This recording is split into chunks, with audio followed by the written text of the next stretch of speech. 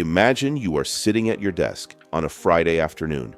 You have a dozen tabs open, your phone is ringing, and you are trying to clear your plate before the weekend. An email pops up from your primary supplier. You've worked with them for years. The thread is familiar. The tone is exactly what you expect, and they are asking for a quick favor. They have updated their banking details for the final payment on that big contract. It looks official. It looks routine. You forward it to your finance person with a quick, "Please handle this" note. You hit send, feel a sense of accomplishment, and head home. But while you are driving, $150,000 is moving out of your account and into a bank in a country you've never visited. By Monday morning, that money is gone, and your real vendor is calling to ask why their payment is late. This isn't a script from a movie. It's the reality of the $75,000 email scam that is quietly draining small businesses every single day. In this video, I'll reveal the critical red flag you overlooked that could save your business from this devastating loss. I'm Kevin, founder of Sentree Systems. Since 1999, we've helped small businesses tighten up the gaps attackers use for vendor payment fraud. The problem starts with how we view our inbox. Most small business owners see email as a secure, private conversation. You think of it like a digital vault, where only you and the person on the other side have the key. In reality, email is more like a postcard. It is a message that can be read, intercepted, and even rewritten before it ever reaches the recipient. When you see a familiar name at the top of a message, your brain takes a shortcut.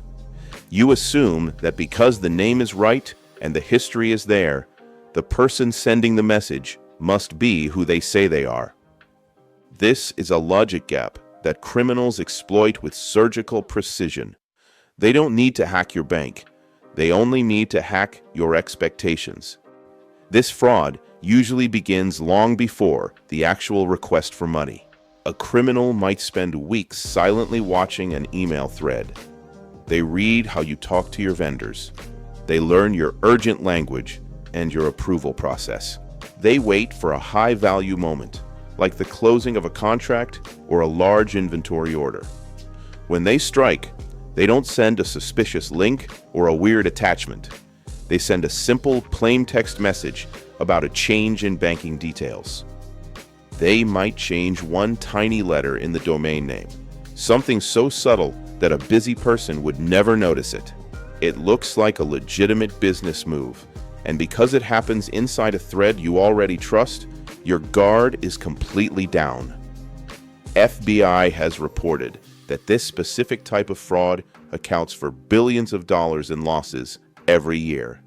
It is more profitable than almost any other type of cybercrime because it doesn't require complex code.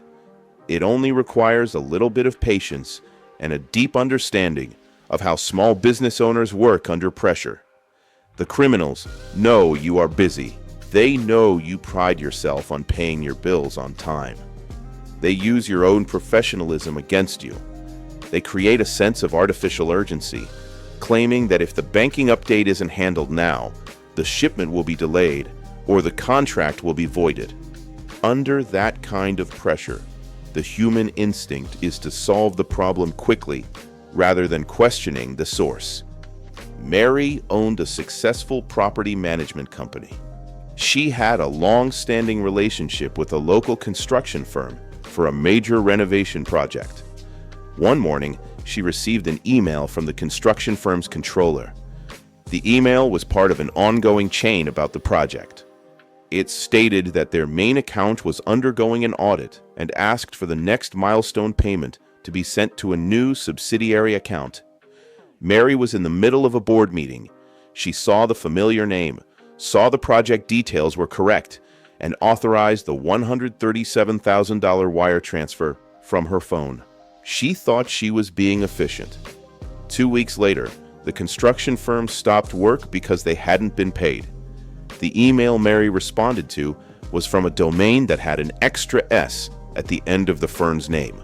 The money was gone, and Mary had to pay the $137,000 a second time out of her own pocket just to keep the project moving.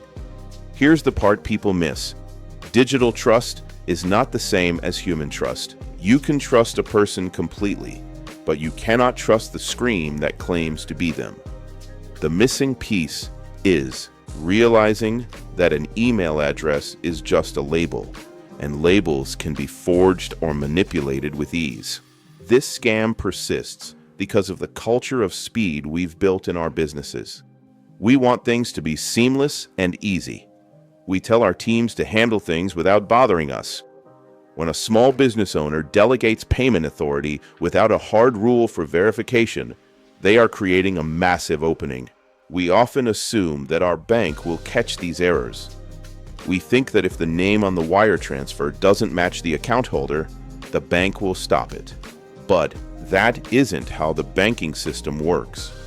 Banks generally process wires by the account and routing numbers alone. If those numbers are valid, the money moves.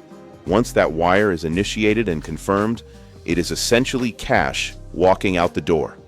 There is no undo button for a wire transfer. The business impact of this goes far beyond the initial lost dollars. When this happens, the relationship with your vendor is immediately strained. They are waiting for money they earned, and you are holding an empty bag. It creates a cash flow squeeze that can stop a company's growth in its tracks. There is also the internal fallout. The blame game starts between the business owner who gave the okay and the staff member who hit the button. It breaks the internal culture of trust and replaces it with a layer of fear and second guessing that can slow down operations for months.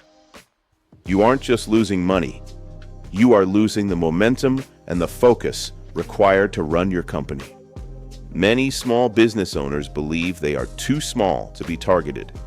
They think criminals only go after the giant corporations with hundreds of millions in the bank.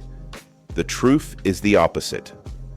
Corporations often have layers of bureaucracy and rigid payment systems that make this scam harder to pull off. Small businesses are the perfect target because they are agile. They make choices quickly. They rely on personal relationships and informal approvals.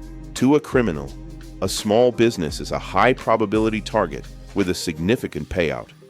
They don't need to hit 1,000 companies.